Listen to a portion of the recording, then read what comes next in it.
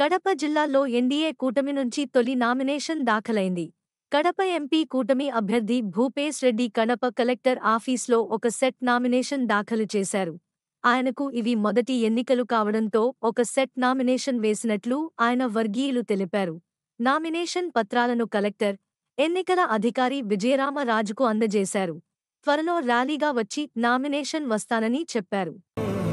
జనగణ మంగళ గాయకుడా, ఘనమగు చరితల నాయకుడా, పలుతరములు మము పరిపాలించర స్వామికుడా, నవయుగ మేధో సైనికుడా, సమయము తెలియని సేవకుడా, యువ నవ్యాంధ్రకు ప్రగతిని చూపర సాధకుడా, వైతాళికుడా.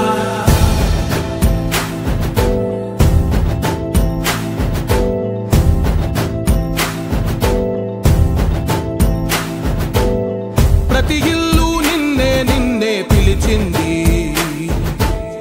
ప్రతి గడప నీకే స్వాగతమంటోంది, ప్రతి మనసు నువ్వే గెలవాలంటోంది. పెద్ద కొడుకు నీవై తోడున్నావో చాలు, జరుగుతుంది మాకు మేలు మేలు. ఇంటి పెద్ద నీవై నిలిచి ఉంటే చాలు, వెలిసిపోవ రాష్ట్రమంతటా శాంతి క్రాంతి సంతోషాలు.